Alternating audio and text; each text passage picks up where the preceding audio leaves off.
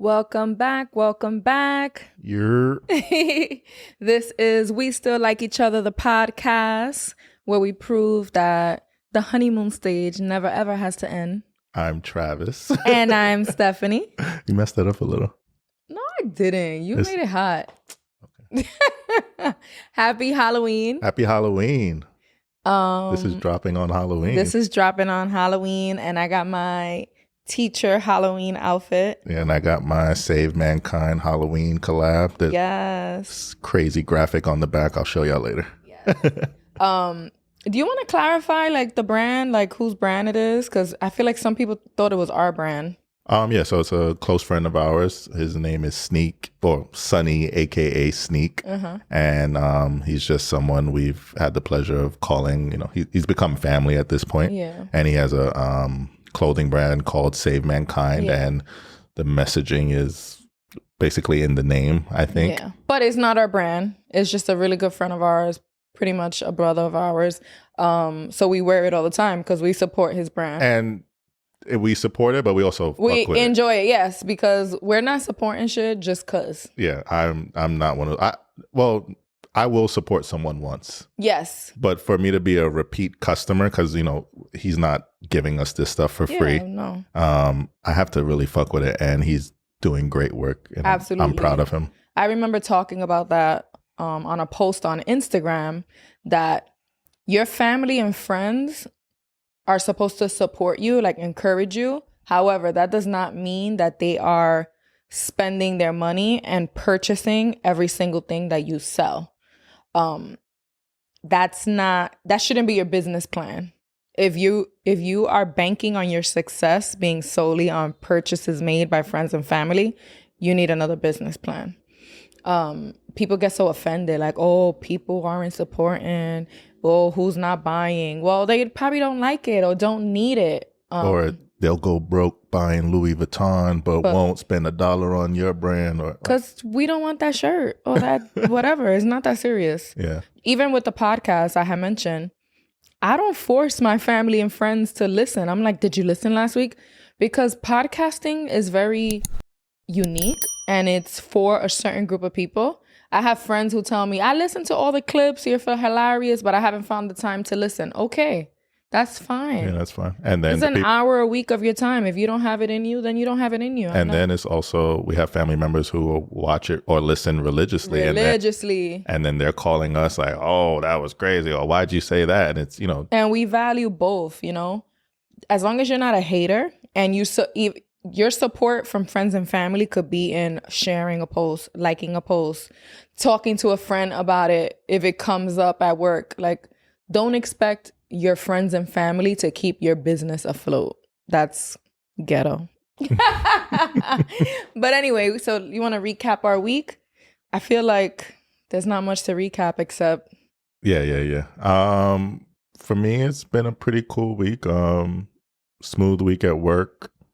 I'm trying to think. Nothing crazy. Oh, I just got scammed a few hours ago. Oh, that's your fault though. Yeah. Let's not get into that.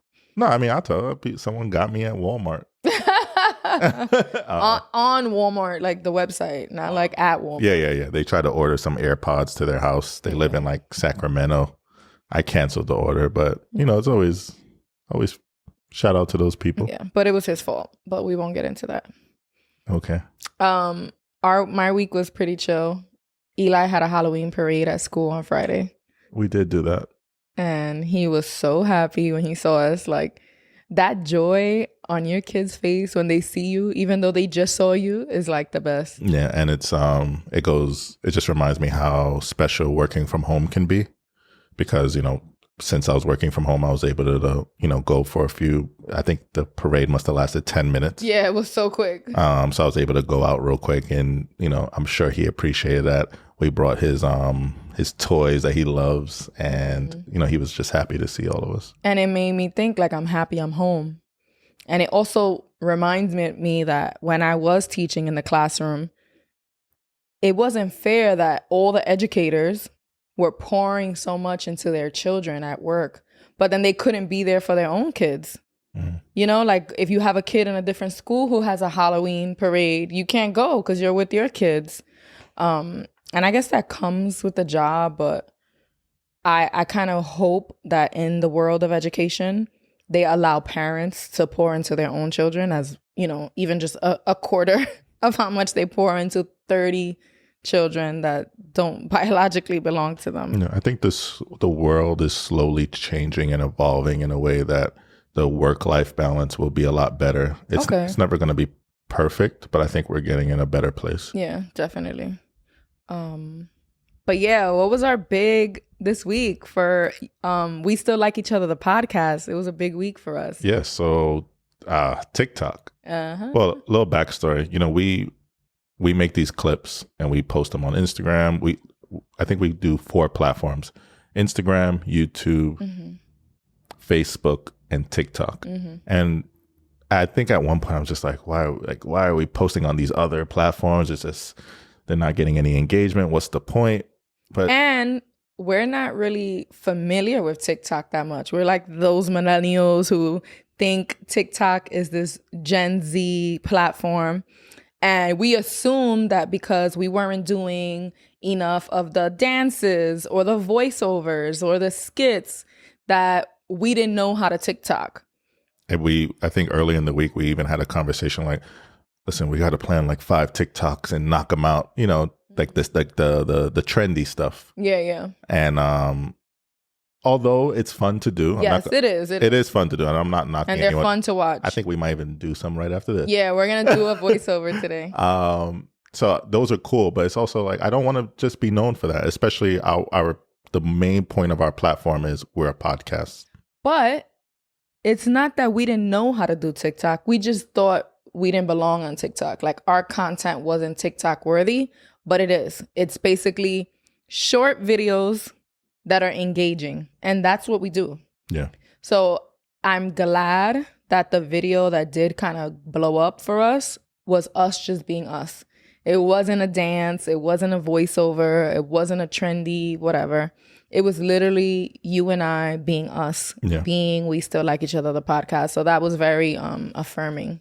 Yeah. So one of our clips went, I always say mini viral because when you think of viral, I think of millions of views. Like my brother went viral for having his Yeezy slide get stuck on his foot. That's viral. Yeah. But it just went out of control. We couldn't. Every time I opened TikTok, the notifications were just pouring in every second. Go to bed, wake up, another just flooded with notifications. Yeah.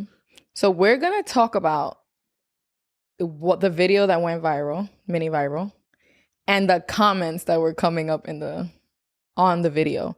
Only because I feel like a lot of couples, a lot of women, a lot of men were defending their decision to sleep in separate beds. So the video that went mini viral was the sleeping one, which I would have never thought.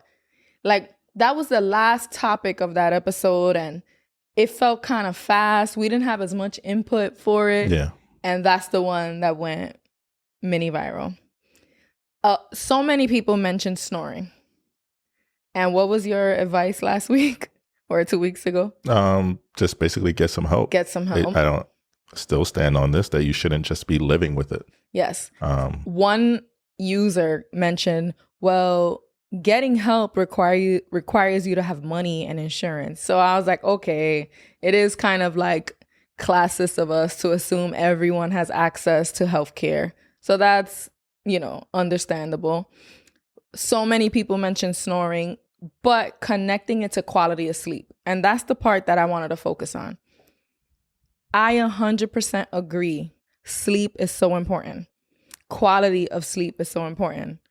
Ask our friends. Travis and I are the grandma and grandpa. If we have work the next day or anything, if Eli have school, we're home by 9 p.m. We need our full night's rest or we can't function.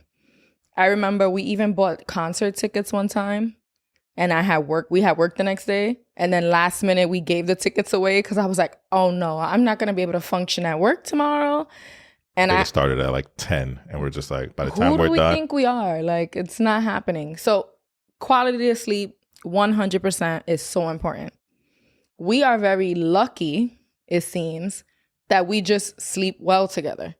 Like, I'm not like, he kicks me, he pushes me off, he pulls the blanket, or like anything like that. We just sleep well together. Puzzle pieces, baby. But that's something that's not so common. There's some people who are extremely light sleepers. Like, I consider myself a light sleeper, but you also don't make too much noise. You're not getting up in the middle of the night. There's some people that is to an extreme. There's some people who really need different comfort levels in the bed, like because of back problems. Like, they need a really firm mattress, and then your partner's like, I can't sleep on this. It's too hard. So the nuances that we mentioned, like, there's certain reasons. No, there's a lot of reasons when quality of sleep is affected. Go ahead. I knew you were going to say something. No, I mean, I because it doesn't affect us that way, I don't feel that way. And I feel strongly about sleeping together. And I think it's important to a relationship. And, you know, the people on TikTok beg to differ because they're just like, and one of the things the reason why we even started this podcast, we always talk about the goalpost being moved, right? They're like, you're in the honeymoon phase, give it 5 years, give it 10 years. And they were moving the goalposts in these TikToks. They're like, wait till you're married for 20 years and tell me if you're still sleeping together. And it's just like, no, shut. That negativity towards marriage, we got a lot of that. Like, y'all just started. So many people assumed that I was pregnant with my first child. So they're like, watch when the baby comes. And I kept replying, like, we have a 7-year-old. We have a 7-year-old. And I know that every kid is different. So there's this saying in Spanish that says, no hay culpa pa arriba que te cae en la cara, which means don't spit up in the air because it'll fall on your face. And the sentiments are like, you can't talk shit because you might experience it. You might be put in that situation and have to deal with it the same way. So I stand on babies don't belong in my bed. And my fear with that is I don't want to crush the baby, you know, and we only have a queen size bed. We fit good in the bed. I don't feel like we fit in the bed well enough to have a child there that they feel safe. And I'm not even thinking about crushing the baby. I'm just bad habits, in my opinion. What's a bad habit? Having your child in your bed. I'm just not with it. Yeah, that's not. But again, classes. There's certain people who can't afford a crib, who don't have a crib. That's just they're like sleeping in the bed. I feel like it has such a negative connotation to it. Like, people are like, your kid sleeps with you, and it's like they judge families who do it. It's not for me 100%, but I feel like it's for some people if they could do it safely, because my biggest fear is crushing a baby in the night. You sleep heavy and you're a heavy person. Like, you're over 200 pounds. Like, I worry about that. He's like, all right, you don't got to tell me. Mostly muscle. But like the saying says, who knows? Every kid is different. What if one day I'm losing my shit and I'm like, you know what? This little motherfucker wants to sleep with us. Fine. Don't call my son a little motherfucker, right? Like, you know, I might be pushed to that, and then it might make my life easier. And I'm like, sorry, babe, he's gonna have to sleep here. Like, I don't know. So I don't want to be like, we would never, because you never know. Okay. Yeah. I mean, I'm hoping that River is very similar to his older brother. Yeah. And because Eli was amazing, he's still amazing with his sleeping. I feel like we've spoken about it before. He's amazing. So yeah, I remember one time we wanted to sleep with him, just kind of like, you want to sleep with us tonight to be cute? He was kicking us in the back. We were like, no, put him right back in his bed. Never did it again. There's this Rob Dyrdek show. I don't know if it's still on the TV, but the logo of the show is someone like falling and doing a scorpion move. And I've walked into our son's room and just seen him in the most awkward positions. In the mornings, like, sometimes I'll just take a picture and send it to Travis. Like, look how Eli woke up, is sleeping today, and weirdest positions. He sleeps like a madman. So we literally, I think one time we're like, we can have a sleepover. Let's all sleep together. Nope. I hope he breaks it because I feel for his partner. And he only got a twin bed. He's gonna fall off of that bed one day. But he's never fallen. It's pretty impressive. Too funny. But one of the comments that was mad funny. It was like annoying, but it's also funny. A man said, "So I have to get tests run on me when she can just wear earplugs." Like, what the fuck? Yo, men want to do the bare fucking minimum. No, that man. And then it's like, it's on her to wear earplugs. I got to get tests run. Yes. Like, the tests are to better your quality of sleep, your health. Because snoring isn't normal in the sense that it's like, it's healthy, if I'm not mistaken. It could be like sleep apnea. You have too much like weight pressure on your chest. I don't know, something with your nose. Like, it's a medical issue that can get fixed. You know what I'm saying? And if some people live with it forever, fine. But the audacity of you to say, it isn't my problem to fix, she could just wear earplugs. Like, what? A lot of women in the comments did say, or a lot of people said, that they do wear earplugs because their partners snore. And that is fine. I don't know. I feel like earplugs, I wouldn't be able to fall asleep. Like, it will bother me. Even, I can't wear headphones walking down the street at full volume because I feel like I need to hear. The other day, my cousin posted a video and she was just in bed and her partner must have just been snoring. She's just making her face up and you just hear the snoring going. And I'm just like, damn, this shit is like really happening. Because, you know, you hear about it, but then she's like posting her story like, somebody come get this man. Yeah. And quality of sleep to me is important. And I can't sleep through heavy snoring. So we're fortunate that even me as a heavy sleeper, I think if you were next to me, I would be like, what? He would literally sleep through anything, I feel. No. You don't know how heavy you sleep, like, baby. like You sleep heavy. Less cuter too. Oh, that's another thing. So much misogyny in these comments. We'll talk about that about the next video. But yeah, I get it. However, another very popular comment was, wait till you hear about couples who don't even sleep in the same house. So there was like that middle group of like, we each have our own room, you know, we need personal space. I get your own office, your own man cave or woman cave, like your own space. But your own crib? But your own bedroom doesn't make sense because... Oh, okay, own bedroom. Okay. Your own bedroom, I think if it's because you like space, I feel like it doesn't make sense because you're just sleeping in the night. So if you're not getting space from your partner throughout the day in other ways or throughout whenever, and your only me time is bedtime, that's like weird. But yeah, the next step was a lot of people said they have separate houses.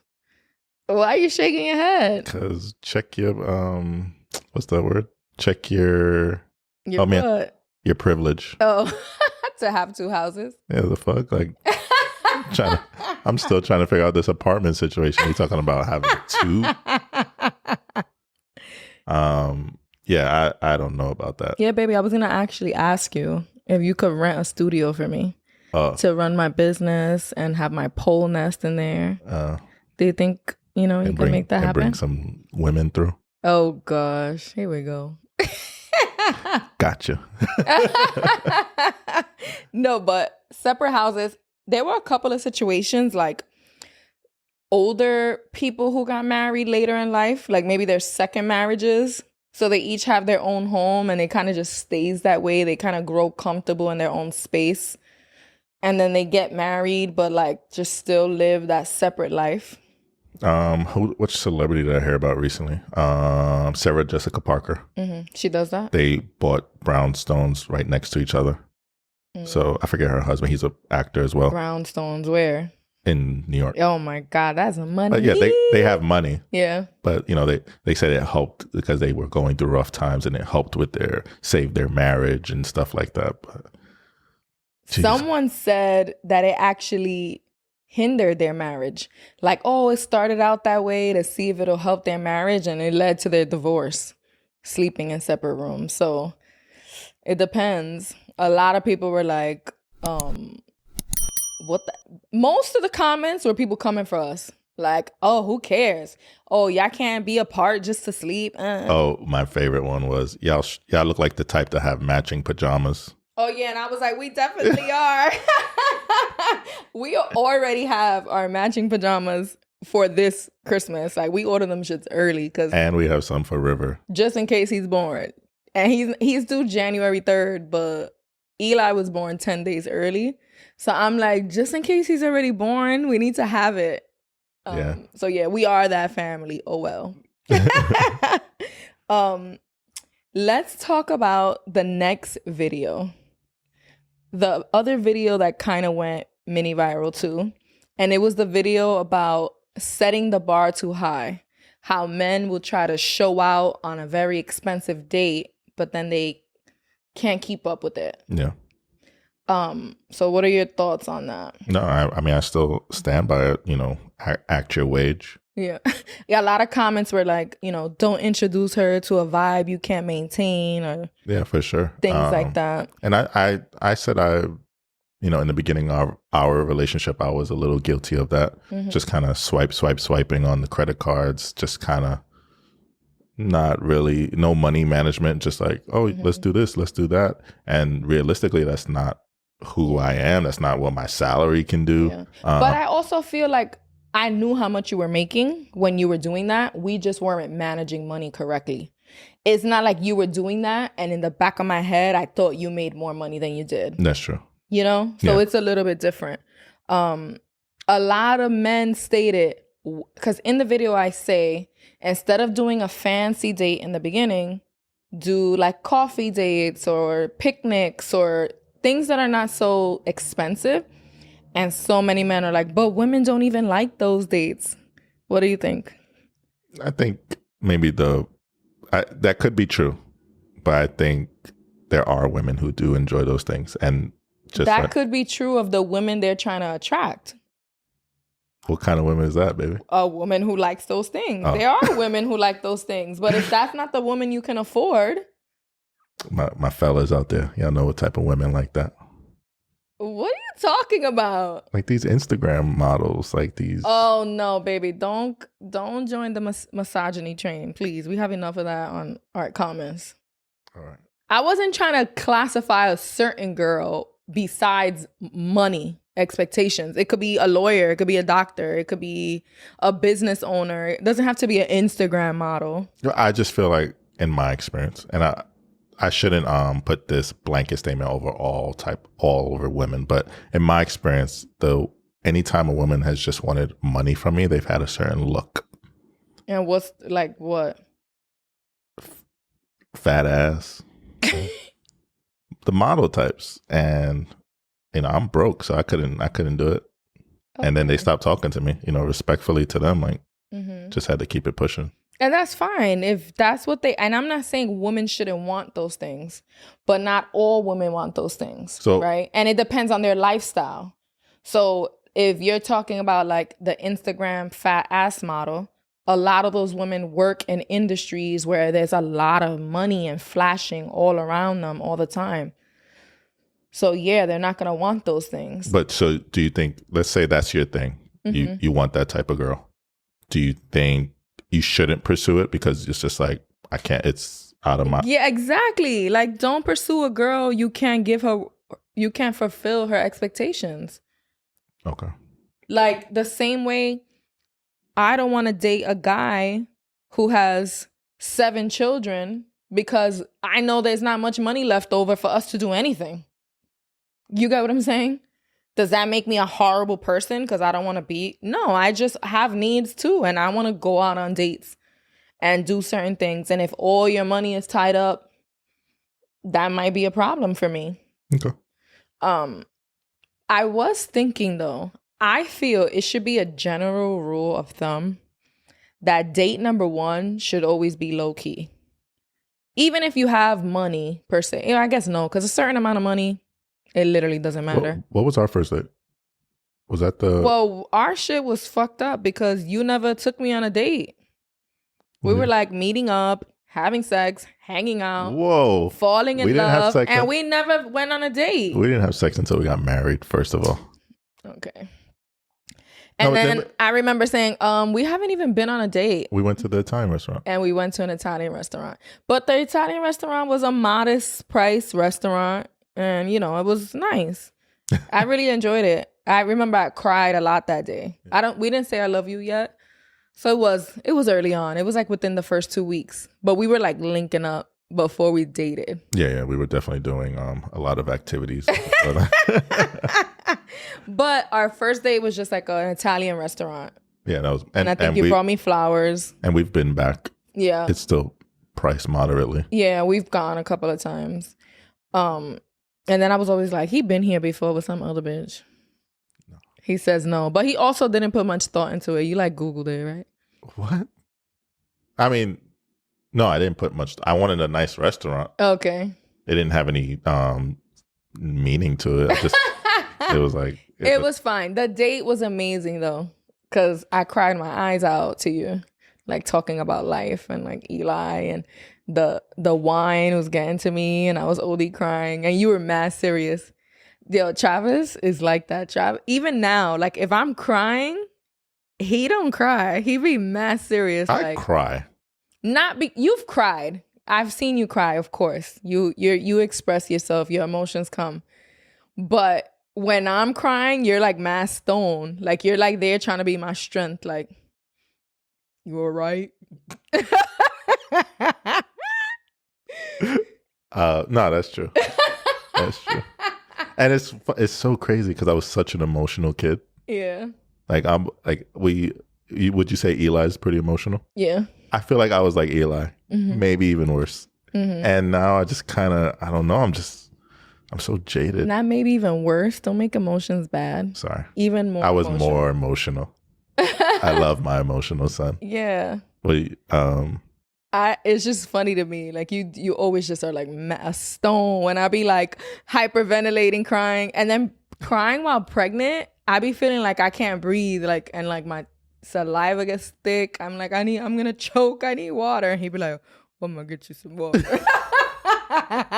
I haven't had a good cry in a long time. You know those type of cries that you go like look at yourself in the mirror crying?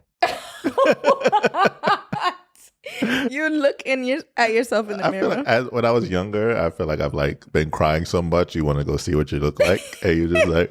I don't remember ever doing that. Okay, just me. I feel like someone's gonna be like, I've done that. I've done that. I still do that shit. I forget where we were talking about our first date. There was a comment that said, "Men don't go backwards sexually. Women don't go backwards in lifestyle." Can you? We wrote that down, and I still don't understand that one. So, meaning, if you start off spending a lot of money, they expect that to continue, and if it doesn't throughout the relationship, they start to feel like, "What the fuck? You sold me dreams." And what this person is saying, the same with sex for men. So that if the woman's being extra freaky, trying to be extra like, you know, hypersexual in the beginning, that when it starts to fall off, the men are like, what the fuck? You like gassed me up. You made it seem like you was this freak. And now we're barely having sex. You said you sucked dick on a handstand. Well, you did suck dick on a handstand. And now it's like, I got a headache. I guess I kind of get that, but it's also like you can't expect. I personally don't believe you could expect that same energy sexually all the time. So to me, comparing the two doesn't really work. Because you're not this, like you're still a very sexual person, but I don't feel like you're sending me the same type of messages you were that first week. So and we kind of spoke about that, about how our sex life evolved due to like different things like work, school, like just different things. We spoke about that before. But, and also, if you're in a real relationship, you are flexible in sex and in money. But not if you were lying about it in the beginning. That's the big one. You know, because people change jobs, people switch to entrepreneurship. And like, if you're with your person, you adjust to the money and the sex and everything. You know, like we were even talking about what you said to me. Was it last night? You were like, Oh my God. We're not going to be able to have sex for 6 weeks soon. Oh yeah. I think we were. Oh well, we were about to have sex, and I was like, "Yo, we're not gonna be able to do this for like 6 weeks." Yeah, he's really counting it already, dreading it already. Because sex is important. I don't masturbate that much when I really think about it. I've been trying to exercise my jaw. I'm trying to not have the Gawk 1500 anymore. Listen, maybe 2000. 2000. Yeah. By the time we could do it again, she'll be a 3000. Yeah. See, I'm gonna have 6 weeks to get it together. But I don't want this to come across like I know there's gonna be so many other things going on. New baby, her healing process. I'm hoping that we're fortunate enough that you're able to have a vaginal birth. So there's a lot to consider. I don't want you to think that I'm gonna be like just looking at you like, damn, can't do nothing with her. Like, miss that pussy. But it definitely has crossed my mind. Like, time is moving fast.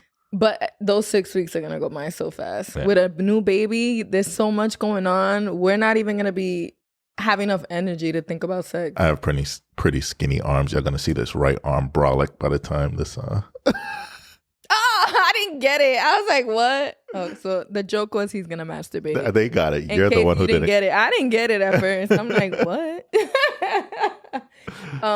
So on the dating, there was, and then I started I'm all over the place.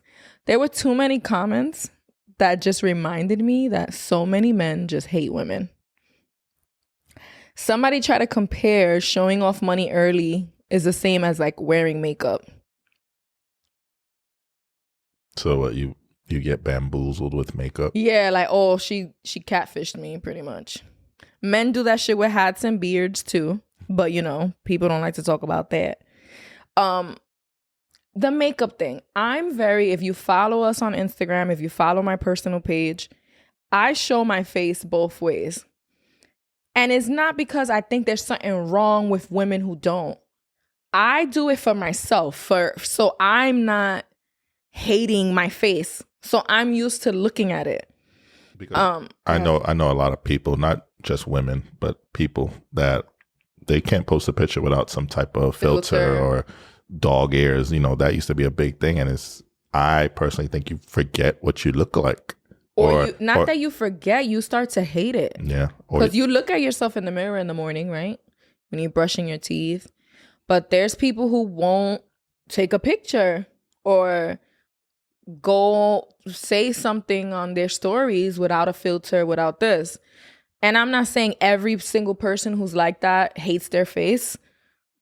I think subconsciously. Body dysmorphia is real. Yeah, there's something there to that. Even if you won't admit it, go look back at your last 100 stories, and why do you have that fucking filter that makes you like a white person? That's not.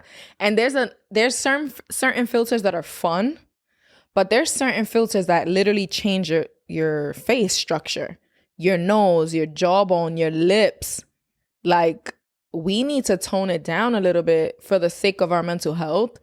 Our children, some people, every photo of their kids has a filter. And that's scary. I'm like, whoa. We're like passing down our own self-hate, our own body dysmorphia to our kids already. Yeah, you're going to get what you get. Obviously, when we do these, when we take pictures, we may take like 10 pictures. Of course, you're going to pick the ones that you feel are flattering. Yes. But then when you start getting into the whole Photoshop and stuff like that, or the filters, I just think it's super unhealthy. Mm-hmm. That's why I don't put much thought into, like, if you take a picture of us, I don't really care what you put up of me. Like, they're going to get these angles and all these different pictures of Travis. You decide if he's a handsome guy. I don't give a fuck. I'm not here to convince anyone of what I look like. Yeah. Just take me as I am. And listen, every YouTube video, every podcast, my face is beat. But this is like a production, and I feel like it just, elevates the look of the show. But I'm on Instagram stories with no makeup. My hair's not done. I don't teach my students with makeup. If you're like, oh, let's go grab lunch, or I'm not putting makeup on. Like, makeup for me is once in a blue. But even the fact that I'm so conscious of it, I still go through my body dysmorphia moments, right? Or like I went to an event that my friend had and everybody dressed up, but I didn't do my makeup because I'm like, oh, I look cute. My hair's out. Like, I don't need to do my makeup.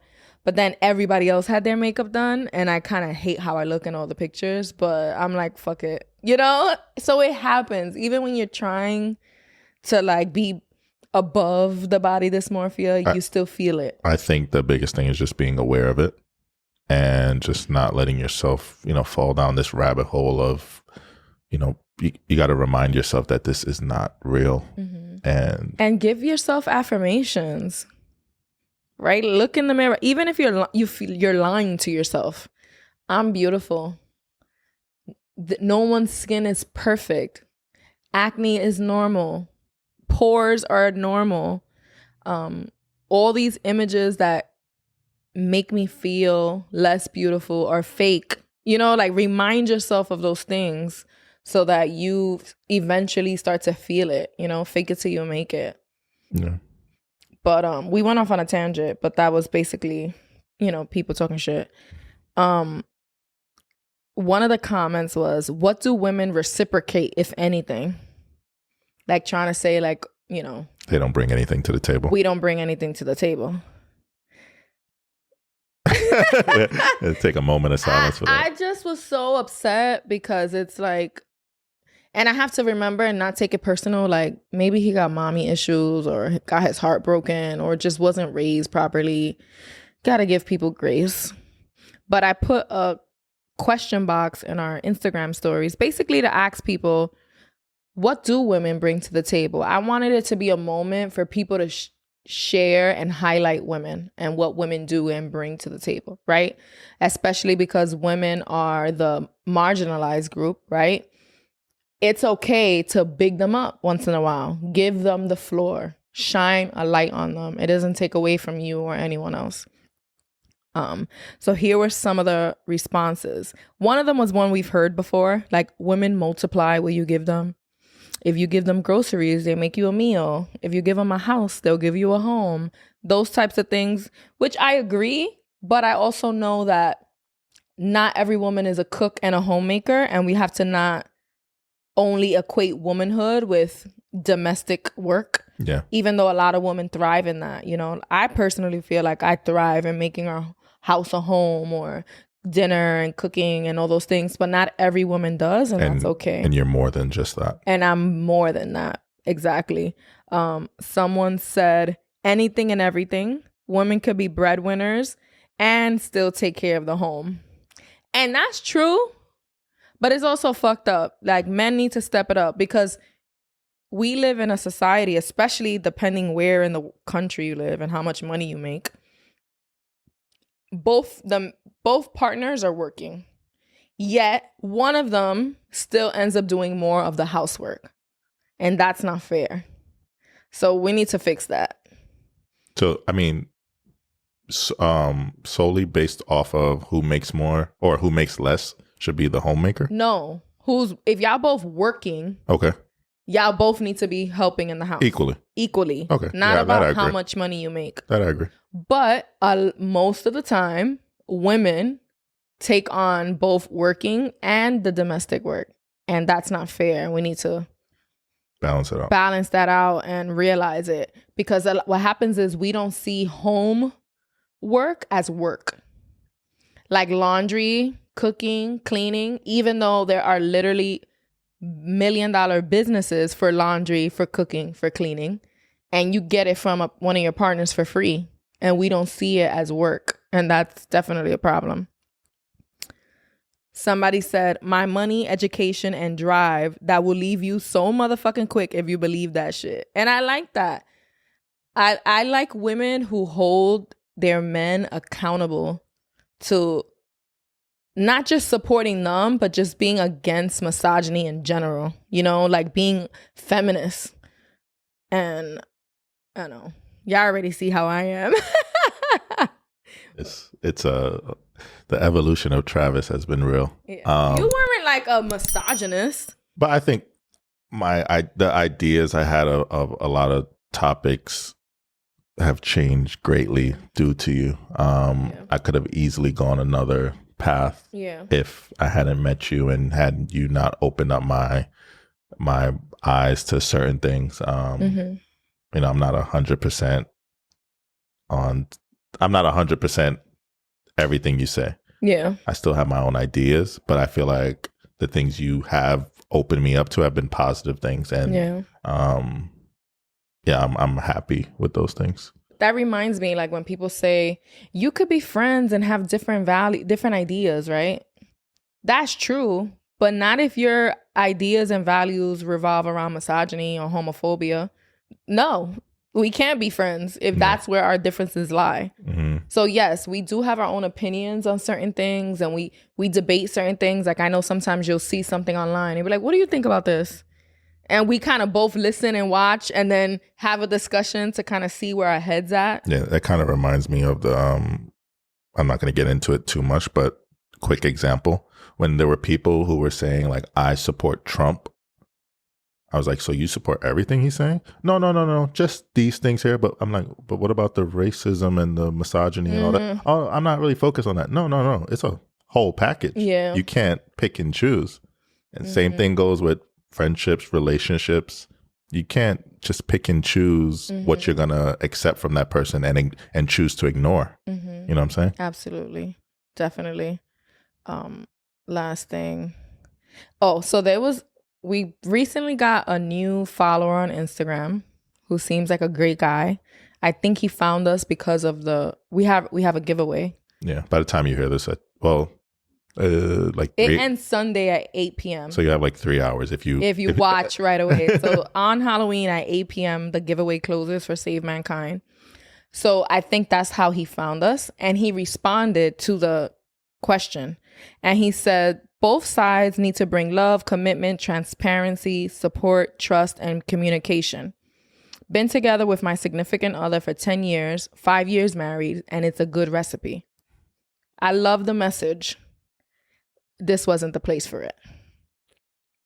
I love the message. I don't disagree. But like I said earlier, this was a moment to put women on pedestals that they deserve to be on, to highlight what they bring to the table. So I don't want to hear, well, we both got to do X, Y, and Z. No, take a second and reflect.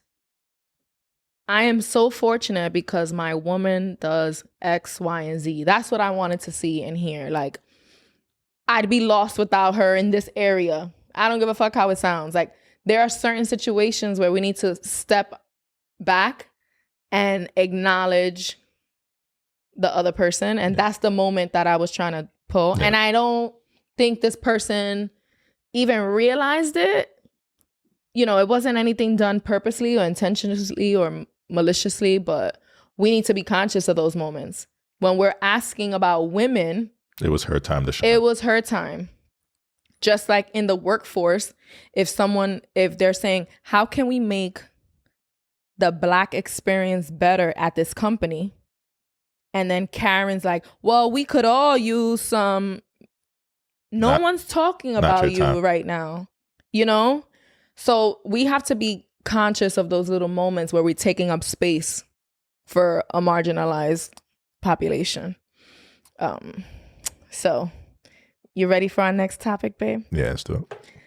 So this week, everyone's on the internet sharing memes, sharing shit that JaDA Pinkett Smith is horrible, that she embarrassed Will again. So the story, that the way it's being shown to us is basically JaDA complains about her sex life with Will. Makes the way it was, from just without even doing any research, it just seemed like she was trying to say like their sex life was lackluster because of him. That's what I got from it. Yeah, and we were like, oh shit, what did she say? So we're like, oh, we gotta talk about this. Let's do some research.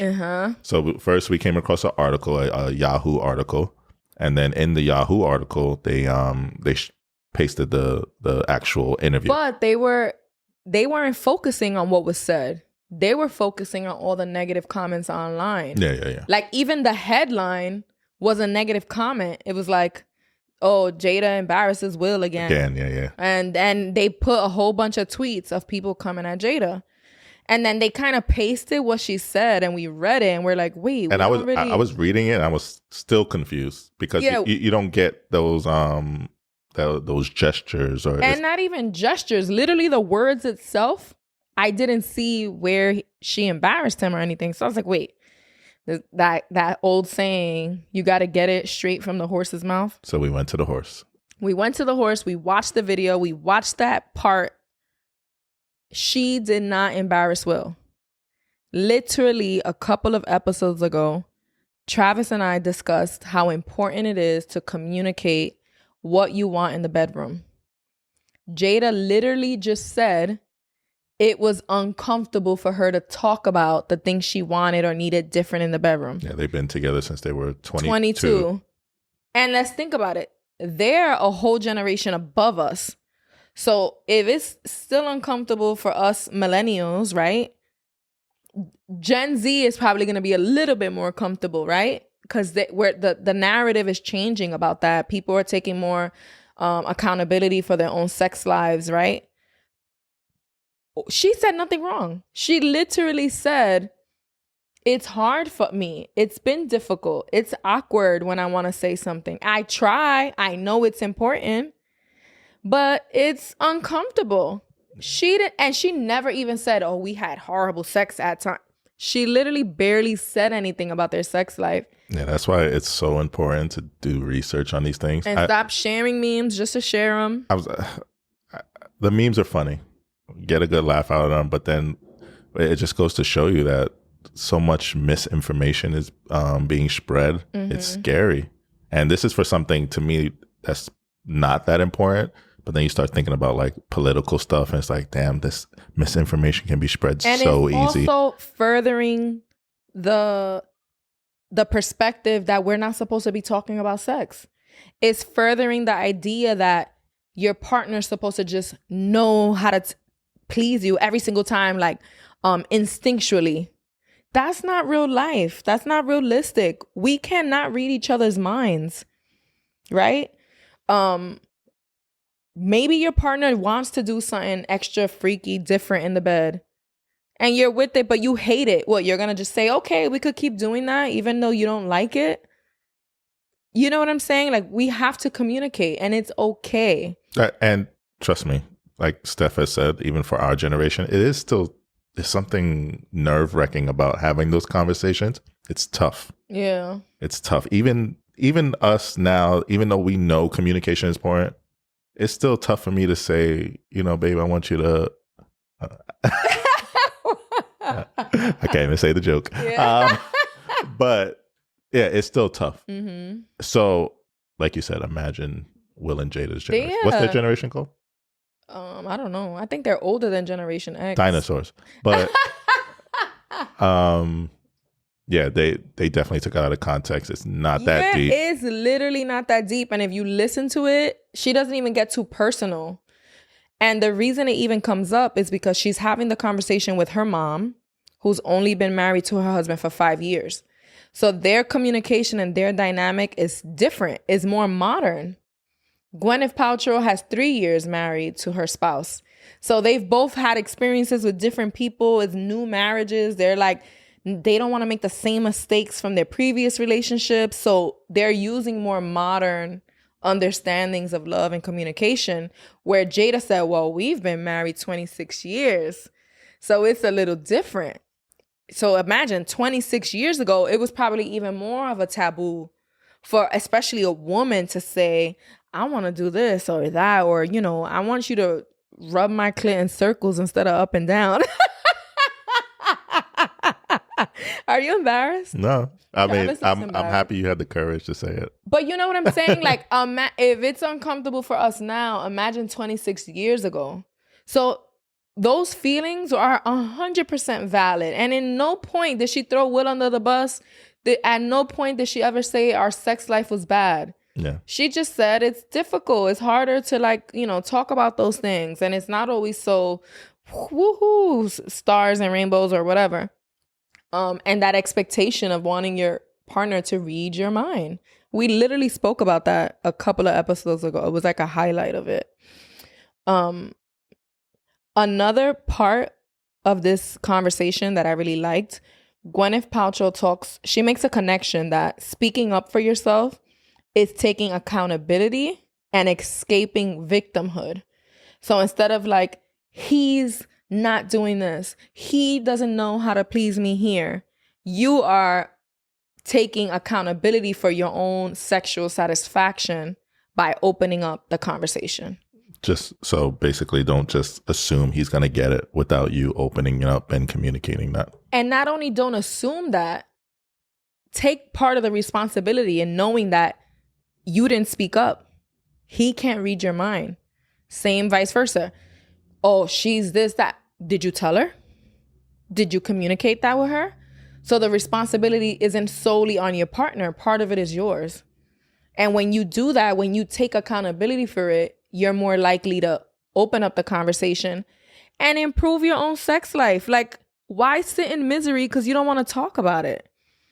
But it is a difficult conversation. What suggestions do you have for people who like do want to open up that conversation with their partner?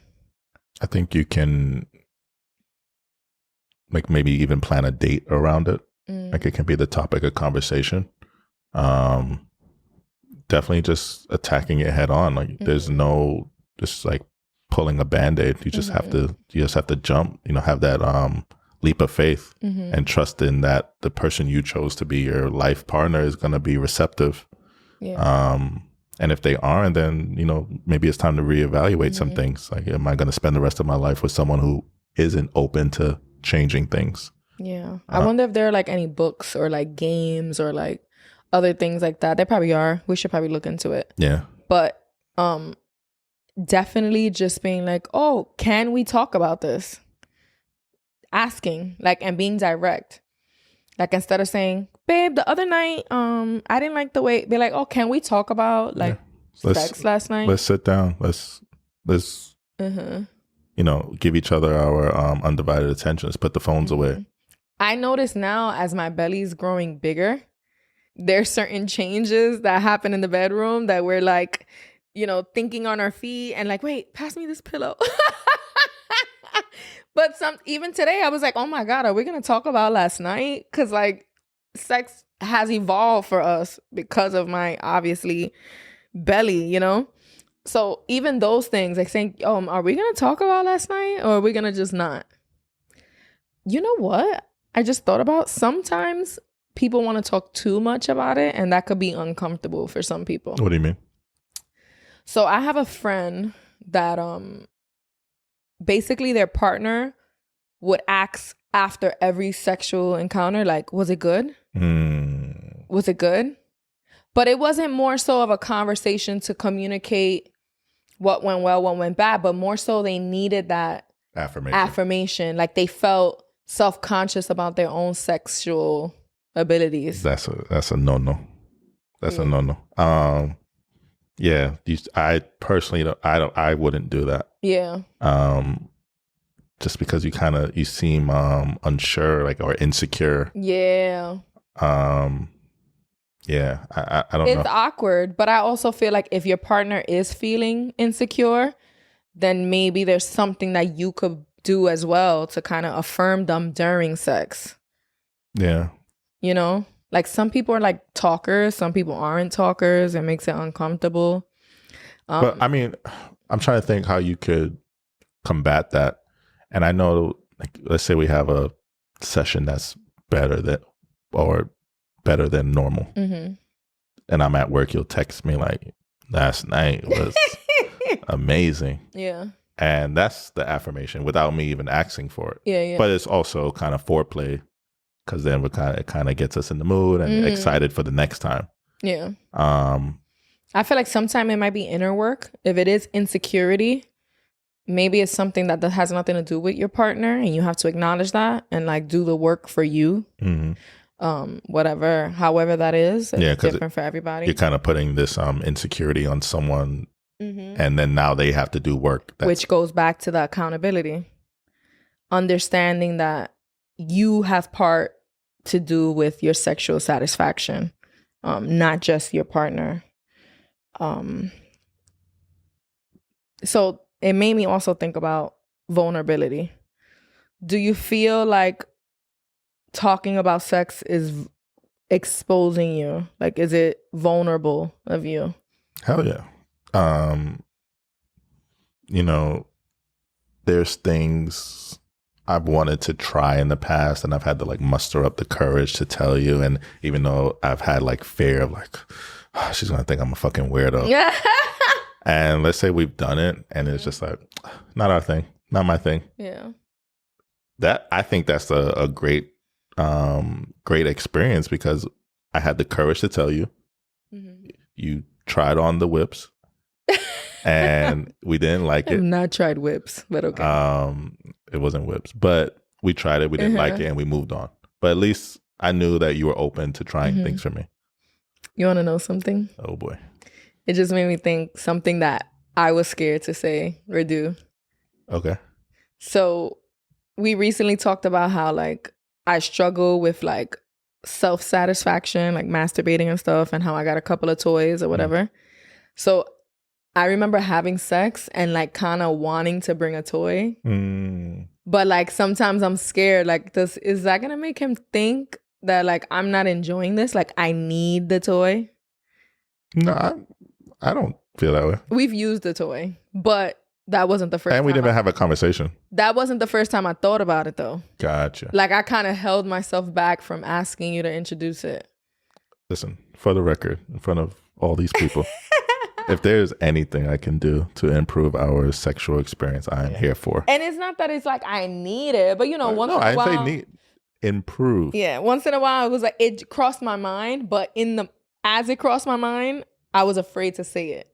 Okay, and then we eventually. And it's like, think about that, right? Think about how open we are with one another. And it was still awkward. So imagine people who aren't. And then after we used it, I kind of was like worried.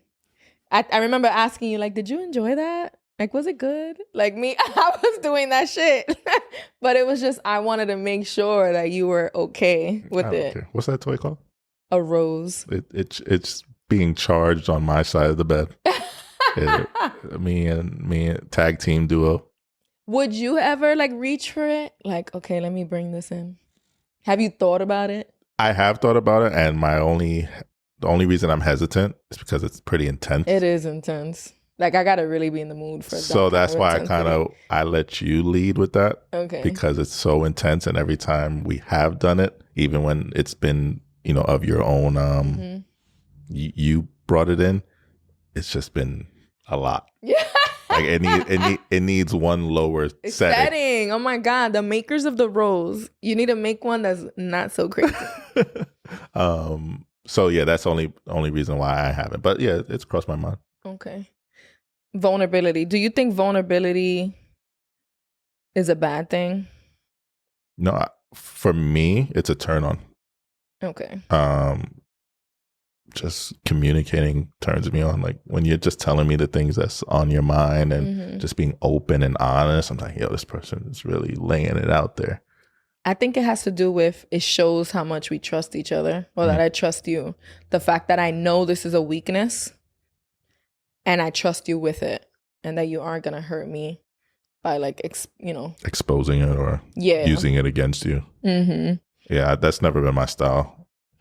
And I think that's like the shittiest thing you can do to a person is use something they've brought you in on, whether it be a secret or a fear, and then just weaponizing it. It's fucked up. I'd be like, I gotta tell you something. I feel like I do that when I feel like I'm being, Travis hates when I say I gotta tell you something. Yo, my scared. Heart. And she always says the same thing. I hate this shit. I'm not about to tell you I sucked the dick. Yeah, every time I'm like, I gotta tell you something, I feel like he thinks I like freaking had a threesome in the back of Walmart or some shit. Like I'm like, what do you think I'm gonna say? It's never gonna be that crazy. Just tell me. I don't need the warning. He literally, his face turns pale. I'm like, babe, I'm not leaving you. I gotta tell you something. How about, language is important. Say like, can we have a talk? That's worse, I think. I don't know. I don't like any of it. He just be panicked. But I feel like most of the time when that happens is because I feel like I'm being judgy in a situation, or like I might have felt a way about a situation, but you didn't. So I'm like, I gotta be honest with you. Like, when that happened, this is how I really felt. And then I'm worried about you being like, bitch, the fuck you I remember the last time you did that. I won't say what it was, but I was just like, okay. Like, most of the time, I say like 99% of the time when you hit me with the I gotta tell you something, it's things I really don't care about. Yeah. Not I care that it's affecting you, or maybe it made you feel away, but I don't care in the sense that if you're worried that it's gonna affect me. Like, you're never like, you crazy bitch, why do you feel that way? Yeah. You're kind of, you validate my feelings. I'm like, oh yeah, me too. I don't, you'd be like, I didn't see it that way, but okay. Yeah. Or you'll sometimes tell me like I'm reading into it too much, or you bring me down. I center you. Yeah, you do. Definitely. How are you feeling? Feeling good. Do you think we're done? If you think we're done, I think you think we're done. Yeah. Do you have any last thoughts, last minute? I don't know if you could hear a motorcycle outside, but that just reminded me of one the of listener? Who was like, when I'm driving in Florida and the sirens are going off, I think I'm about to get pulled over. But we're in New York City. And we're in the Bronx. So right now there's dirt bikes. We also live near a hospital, so we get a lot of ambulances. Not gonna lie, peak COVID, it was bad. Yeah, it's kind of crazy to think about now, because it's, those ambulances probably was someone who wasn't doing so well. Oh, it started to affect me. Like, I used to think like, oh my God, could we live here? Like, it was like a lot, like non-stop sirens. But now it's like normal New York sirens. And I forget. But yo, that shit was triggering.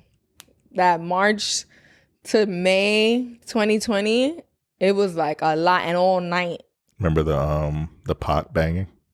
The what? The pot. Oh, the pot banging. It wasn't that much here. You don't think so? I think they did it. I don't know. We moved apartments within the building that we lived in. Remember, we lived in the back of the building. Mm-hmm. But then once we moved up here and we were facing the street, I feel like we heard it a lot more. Yeah. That was nuts. Crazy times. I mean, we're still in it, but those, like, at the height of it, it's crazy to think about. It was bad. All the sirens. Yeah. All right, baby. Daddy. Do you still like me? I still like you. Peace, y'all. Bye. Happy Halloween. Boo.